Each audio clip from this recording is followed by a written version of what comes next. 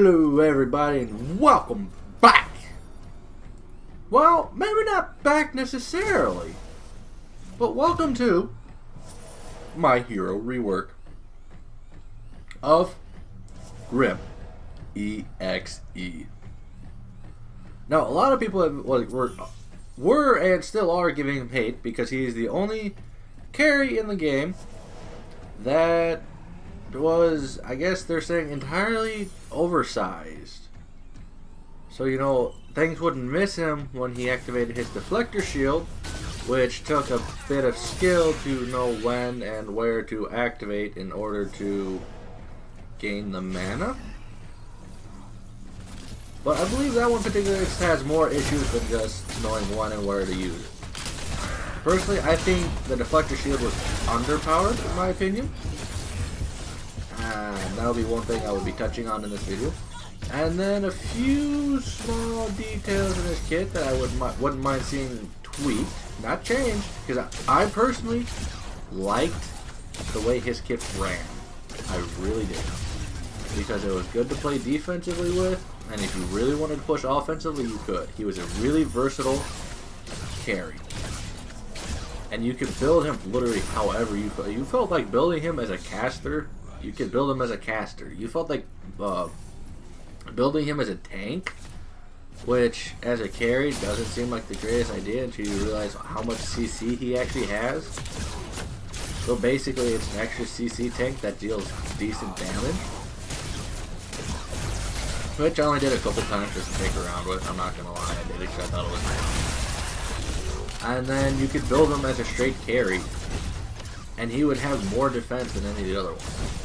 So in my opinion, Grim was probably consistently should have been one of the top carries in the game. It's just he wasn't simple point click, here's abilities that boost my damage. But like I said, a lot of people have a problem with his size, which I can understand, and then his displacement blast, which a lot of people didn't like. But personally, I found a way to use it. I used it as a long range finisher, especially going downhill, or as a poke ability. I used it to poke. So, now, for my rework, one of the things I would change would be the way Grim's deflector shield works. It would not be just one ability when it's activated. This might make it a little bit OP. Well, like I said, it's just my idea for it. The ability for the 1 second that it activated would block any ability within that 1 second. Now, personally, I think giving him a stacking ability with that would probably break him very easily. I mean, we've seen what happened to heroes where you just give them a bit more than they need to. Back on Legacy with Rampage, give him a bit more health regen than he needed, and he walked over 98% of the players. And I think a stack ability with Grim, using his deflector shield for extra attack, would kinda break him and turn him into kinda what Sparrow was, except with defense, which would really break him. Because Sparrow was a hyper carry and Grim was a lot of people didn't know what he was. They didn't spend too much time on him. So, and the ones that did could run him really well. That and that 13-second alt cooldown after, what was it, V40, V41? Or maybe it was V3.39, I don't know. Can't remember, but that 13-second cooldown was bullshit. You could spam it all day long if you got the right deck set up. Yeah, that cooldown would definitely get nerfed with him. There's no way it needs to be 13 seconds. Then let's move on to his displacement blast. This one is where I think the most improvement could come from. I've heard ideas of changing it to a tether, but the problem with that is early game, with the way Unleashed Games is going to be doing it, it's going to kind of make it OP with the way they want to run towers. Because if you let the wave get near your tower early in the game, like I like to, so I can control the lane a little bit better, you could easily just yank someone under the tower, use his slow, and it's a free kill. It wouldn't even really be trying. But okay, but displacement blast does need work because of the way that hopefully they don't do it if they keep it. If they keep it, the displacement blast needs to not push from the center. It needs to push from the outside of the orb. Not the center of the orb, which where the problem was. The problem was it was the center of the orb that dictated where they would go. You need it from the outside of the orb so people can gauge it better. Let's see, so that covers is displacement shield, I think. I went over that. As I said, it should block all abilities for that 1 or 1.5 seconds that it's up. 1.5 might be too long, I'll admit that. What about that one maybe 1.25 seconds? It'll block all abilities that hit them and turn it, then just keep it turning into mana, or maybe turn a little bit of it into health. But I think that might be pushing it. So yeah, probably either the mana or health. Like I said, I wouldn't want to go with a stacking ability where the more you successfully block with it, the more you get, the higher attack damage you do. That just seems way overpowered. Even if it has a max, I still think that'll easily let him overpower a lot of people. And we do know that passives are coming back, and this is one thing I haven't thought of for Grim. Ooh, I gotta think about this. A passive for Grim that would still make him violent, that would still be... Ooh, this has gotta be something robotic. Ooh, let's see. How about... Because he does have that slowing mechanic, he does have the deflector, and he does have the displacement blast. No, let's not give him something like that, because that would just be kind of crunchy. Let's not, yeah. How about... Ooh, I gotta really think about this. Because the passive for Grim could be really mean. You know what? Since we know the way that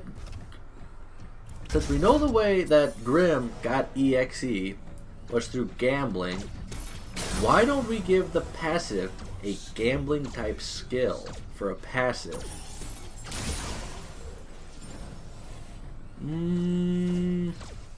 That sounds like a good idea. I think I might have fixed my own broken idea, which still might be broken. Passive skill is this. And like I said, it's a gambling skill, so you never know what it's going to be. Once every, let's go 3 to 5 minutes, somewhere between there, Grim will automatically roll a dice. No matter where you're at, no matter what you're doing. And you'll either gain health, mana, a cooldown reduction on all abilities, or you will gain, so I said health, mana, cooldown reduction, or an attack boost, or a movement boost. Yeah. And every, like I said, 3 to 5 minutes, you would get one of those. Now, whether or not it's stuck would be completely up to the developer, or if it would be just temporary. Well, if it was temporary, it'd have to be big enough for it to actually want you to be able to roll it. That you'd actually want to roll. So, and with that, I think that covers everything, including his passive, which would probably literally just be called Gamble. So with an attack boost, a movement boost, a cooldown reduction, additional, maybe not additional life, but maybe if you're low on, if you're missing HP, you'll regain some of it, and if you're low on mana, you have a possibility of gaining it. And so that those two don't go to waste, if you do roll it, you would gain that little bit extra. So it would be like an overload. Ooh, actually that overload feature sounds pretty good. Yeah, instead of calling it gamble, it would be probably called overload. Where once every 3 to 5 minutes, one of his systems would overload, giving you a boost. And I think that would be a really good passive for Grim.Exe. Like I said, I wouldn't bother shrinking him. His size was fine. Yes, a lot of people complained about his hitbox, and they still do. But the reality is, the fridge hit like a fridge, but he had all the stuff to make sure you didn't get away. His deflector shield, honestly, was kind of on the weak side. I would have gave it a buff, like the one I mentioned earlier, because there was multiple times when I was playing Grim, and I would get hit by 2 or 3 abilities at the same time. So, like I said, I would definitely buff his deflector shield. I would change the way displacement blast works. And just for an actual rework, I even put out another idea for his displacement blast. If you remove displacement blast, you do have to give him another separating mechanic, or a pull mechanic so you can pull them together. So what if you took, let's see, what can we pull from, because I don't like the idea of a tether, but what if you gave him, let's see, I don't want to give him his own little scout ward, because that would kind of make him OP, especially for a carry, because, you know, most supports, if they're with you, don't run, and wouldn't run wards. What if he left his own mini sentry?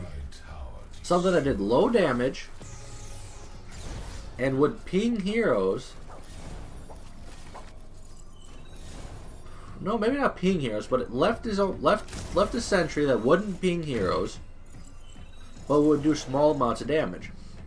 Not like an Iggy turret, or not like any. Oh wait, Iggy really was our only turret hero, but not like Iggy, where it just did massive damage continuously. Like it would hit him for, I don't know, going off of the other one, 50, 75 at max, 100 damage a shot, and it fires every. I don't want to give it too fast, like, you go once every 2 seconds for the first level, 1.5 for the second level, and 1 for the final level. I think that would be fair, because that's not a lot of damage. In the later games, that's basically nothing. So they would definitely have to adjust that.